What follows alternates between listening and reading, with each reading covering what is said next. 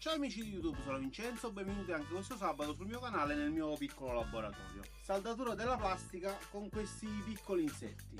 Vediamo un attimo di che tipologie ci sono e come si utilizzano correttamente.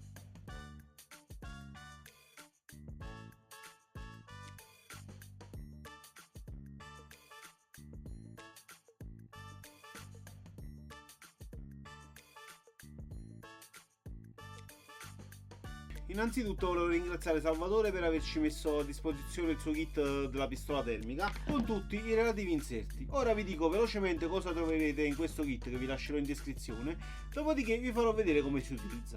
Nel kit troviamo questo scarno volantino dove vi fa vedere le varie opzioni che escono all'interno della confezione. Questo tipo di punto molto ondulato occorre per cuciture longitudinali rispetto all'assenso della spaccatura, mentre questo molto meno ondulato occorre per cuciture trasversali rispetto alla spaccatura.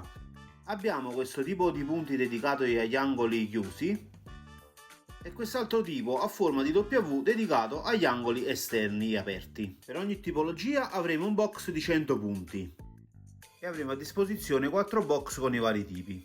Nel kit usciranno anche queste bacchette nylon bianche e nere per definire i punti dopo la cucitura. Per posizioni più particolari usciranno 2 fogli di rete in acciaio inox. E per ultimo, ma non per importanza, questo utensile a spatola che una volta innestato sulle punte del saldatore ci aiuterà a stendere al meglio il materiale dopo l'inserimento dei punti. Per mostrarvi come installare correttamente questo tipo di insetti utilizzerò questo pezzettino di plexiglass da 4 mm. Allora facciamo conto di avere una spaccatura in questa direzione qui, inseriamo il punto.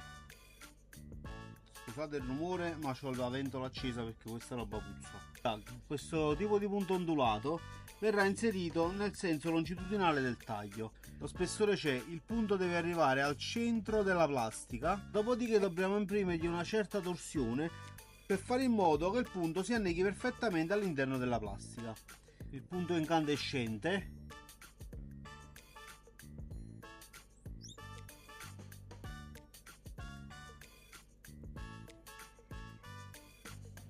scendiamo e giriamo. Dopo che lasciamo l'interruttore il punto tende a raffreddare molto velocemente. Questo è il risultato e ve l'ho fatto su una superficie trasparente per farvi vedere il giro che gli ho fatto fare al punto torcendolo dopo averlo inserito. Vedete il bianco? Questo è il punto che ha girato all'interno del materiale, quindi si è fissato perfettamente. Vi faccio vedere anche quest'altro tipo di punto, non quello per angoli perché non ho niente angolare per potervelo mostrare. Quest'altro tipo di punto meno ondulato verrà installato in questa direzione e ora vi faccio vedere. Punto incandescente. Di questa tipologia di insetti se ne vendono di due misure, da 0.6 e da 0.8, in base allo spessore della plastica che dobbiamo andare a cucire.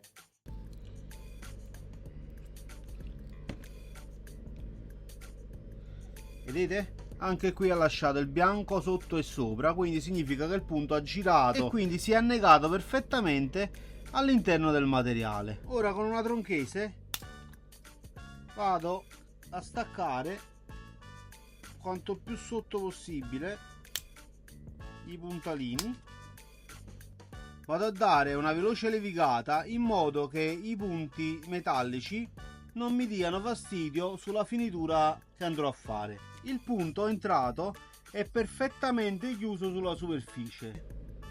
Inseriamo questo puntale che vi ho fatto vedere prima e con un po' di questo nylon di riporto, lo uso nero per farvi vedere meglio il risultato, vado a spalmare sulla superficie del punto in modo da chiudere eventuali forellini rimasti dalla saldatura.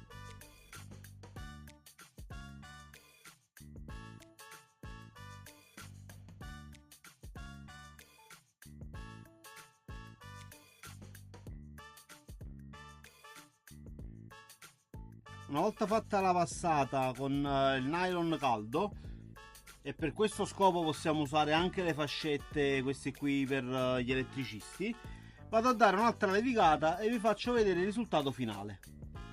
Qui potete vedere dove c'erano degli avvallamenti della saldatura, si sono riempiti con questa bacchetta di nylon che ho usato per la rifinitura.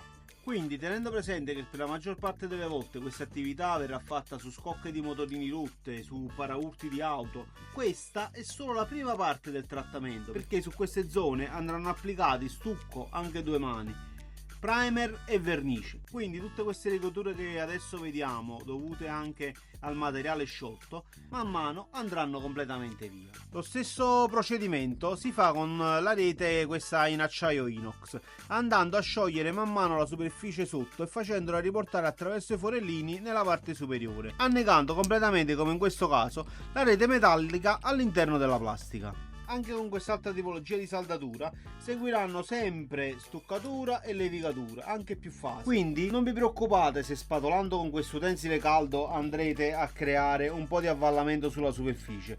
Sarà completamente nascosta dalla stuccatura. E rieccoci amici, anche per questo sabato è tutto. Di questo prodotto, come di consueto, vi lascerò il link in descrizione perché lo ritengo un prodotto molto valido e sicuramente lo acquisterò anche io. Chiedetevi di più, se non siete iscritti al canale iscrivetevi per rimanere aggiornati con i prossimi contenuti. Ricordatevi sempre del giveaway della troncatrice a 1000 iscritti. Ci vediamo sabato prossimo, ciao!